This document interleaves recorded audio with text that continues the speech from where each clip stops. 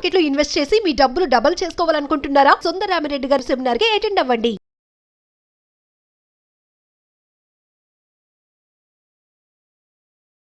నమస్కారం సుందరరామిరెడ్డి గారు. నమస్తే అండి. ఈ మధ్య కాలంలో అంటే స్టాక్స్లో కనుక మనం చూసుకుంటుంటే ఒక టర్మినాలజీ అనేది పర్ఫెక్ట్గా వినిపిస్తుంది, క్యాన్సిలింగ్ అనేది. అసలు ఇది ఏం ఇండికేట్ చేస్తుంది? అంటే ఓవరాల్గా అసలు దానికి సంబంధించినటువంటి అబ్రివేషన్ ఏంటి? రైట్. సో బేసికల్గా స్టాక్ మార్కెట్లో ఏంటంటే ఒకటి షార్ట్ టర్మ్ కోసం స్పెక్యులేషన్ చేస్తారు, లేదా లాంగ్ టర్మ్లో ఫండమెంటల్ చూసుకొని ఉంచుకుంటారు మంచి కంపెనీ అనుకొని చెప్పేసి.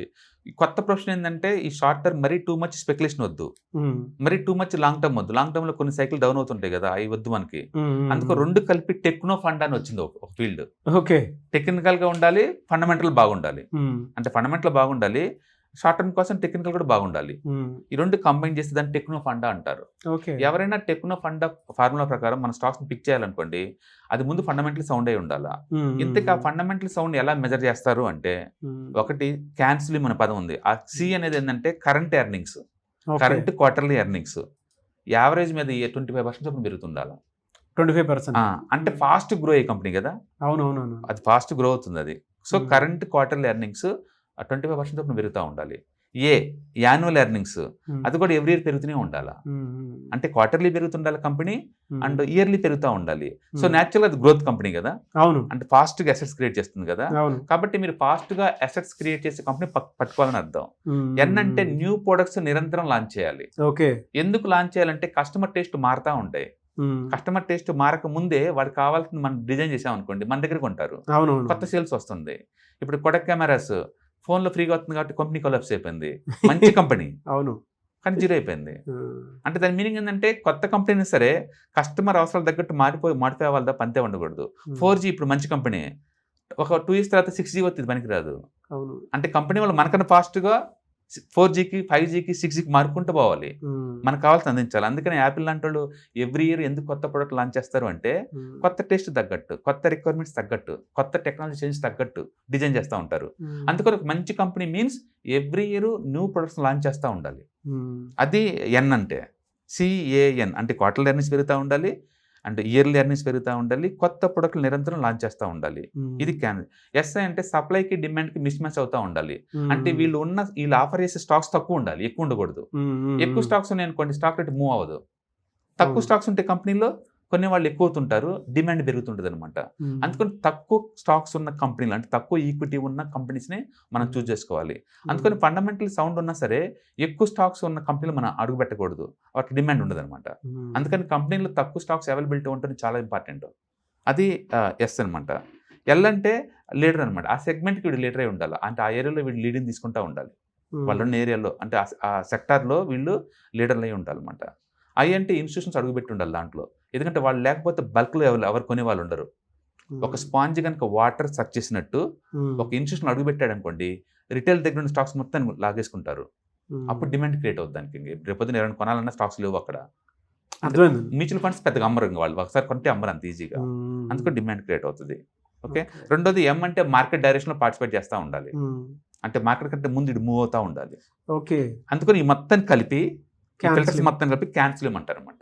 అంటే సింపుల్ చెప్పాలంటే ఫాస్ట్గా సేల్స్ గ్రో అయ్యే కంపెనీ నిరంతరం న్యూ ప్రోడక్ట్ లాంచ్ చేసుకుంటూ ఉండేవాటికి తక్కువ స్టాక్స్ అవైలబిలిటీలో ఉండి రిలేటివ్ స్ట్రెంత్ ఎక్కువ ఉన్న సెక్టార్ యొక్క లీడర్ ఉన్న కంపెనీని పిక్ చేయండి అని అర్థం. ఓకే, అది నేను పిక్ చేస్తాను ఆ కంపెనీని. ప్లస్ ఇప్పుడు టెక్నికల్గా బాగుండాలి. మళ్ళీ టెక్నికల్గా అంటే ఏదో ఒక ప్యాటర్న్ తీసుకుంటారు అనమాట. టెక్నికల్ బాగుంటే నేను కొంటా, అంటే ఫండమెంటల్ బాగుండాలి, టెక్నికల్గా బాగుండాలి. ఈ రెండు ఉంటే నేను తక్కువ టైం కోసం ఇన్వెస్ట్ చేస్తాను. అంటే మీరు షార్ట్ టర్మ్ కోసం ఇన్వెస్ట్ చేయాలంటే, ఫాస్ట్గా ఎక్కువ డబ్బులు కావాలంటే ఈ టెక్నో ఫండ్ కలిపి వాడతారు. ఇది ఫస్ట్ టైం ఇది వాడింది విలియం ఓ నైల్ అని చెప్పేసి ఒక ఎక్సలెంట్ ట్రేడర్ అనమాట. సో ఆ టర్మినాలజీ ఆయన నుంచి ఆ పదం, ఆయన how to make the money from stock market అని ఒక బుక్ రాశారు. అందులో ఈ మెథడ్ గురించి మాట్లాడారు అనమాట. అప్పటి నుంచి ఈ మెథడ్ చాలా పాపులర్. క్యాన్సిలింగ్ అనేది చాలా పాపులర్ టెక్నాలజీ. అందుకని మీరు ఏదైనా స్టాక్స్ పిక్ చేయాలంటే 5,000 స్టాక్స్ ఉన్నాయి, 8ని పిక్ చేయాలంటే ఆన్సర్ క్యాన్సిల్ ఇస్తుంది నీకు. ఓకే. ఈ ఫిల్టర్లో పాస్ అయిన స్టాక్స్ మాత్రమే నువ్వు ట్రేడింగ్ వాడుకోవాలి. ఇంకా ఇప్పుడు మళ్ళీ టెక్నికల్గా బాగుంది అనుకోండి, మీకు కొనుక్కుంటాం. అందుకని మనం ఏదైనా తక్కువ టైంలో మనీ మేక్ చేయాలి స్టాక్ మార్కెట్లో అంటే మనకున్న మెథడ్ ఏంటంటే, ఫస్ట్ ఎన్విరాన్మెంట్ ఎలా ఉంది, ఇప్పుడు మార్కెట్ బుల్ మార్కెట్ రన్ అవుతున్నాయా, బేర్ మార్కెట్ రన్ అవుతున్నాయా. మీరు బై చేయాలంటే బుల్ మార్కెట్ రన్ అయ్యే దాంట్లో బై చేయాలా. అందుకని నిఫ్టీ బాగుండాలా, రెండోది ఏ సెక్టర్ బాగా ముందుకెళ్తుంది, ఆ సెక్టర్కి ఫోకస్ చేసుకోవాలి. అంటే థర్డ్ వన్, ఆ సెక్టర్లో ఏ స్టాక్స్ బాగున్నాయి, ఆ సెక్టర్ని పట్టుకోవాలి. ఇప్పుడు ఆ స్టాక్ క్యాన్సిల్ థీమ్ పాస్ అవుతుందా లేదా, టెక్నికల్గా బాగుందా లేదా, ఇవి చూసి అప్పుడు ఎంట్రీ తీసుకొని ఇప్పుడు లాస్ అయితే ఎక్కడ బయటికి పోవాలా, అండ్ ప్రాఫిట్ అయితే ఎక్కడ బయటికి పోవాలా, అట్లా పిక్ చేస్తారనమాట. ఈ టోటల్ మెథడాలజీని మనం టెక్నో ఫండా స్టాక్ పికింగ్ అంటాం. Very good sir. అంటే ఒక సిస్టమ్ కూడా ఉంది మీరు మాట్లాడిన దాంట్లో కూడా. యా, అందుకని అంటే ఏది నచ్చితే తీసుకోరండి, సైంటిఫిక్ వేలు అనలైజ్ చేసుకుంటూ పోతారు. అందుకని ఒకప్పుడు అంటే లాంగ్ బ్యాక్ ట్రేడింగ్ అనేది కొత్త ప్రొఫెషన్ కదండి. ఇండియన్ వరల్డ్ వైడ్గా స్టాక్ మార్కెట్ స్టార్ట్ అయింది 1602లో అండి. 1602 అప్పటి నుంచి ఉన్నాయి స్టాక్ మార్కెట్స్. అంటే ఈ ప్రొఫెషన్ కొత్త ఏం కాదు, కానీ రాను రాను కొత్త కొత్త మెథడ్స్ అన్ని ఇన్బిల్డ్ చేసుకుంటూ అది మోడర్నైజ్ అవుతూ ఉందన్నమాట.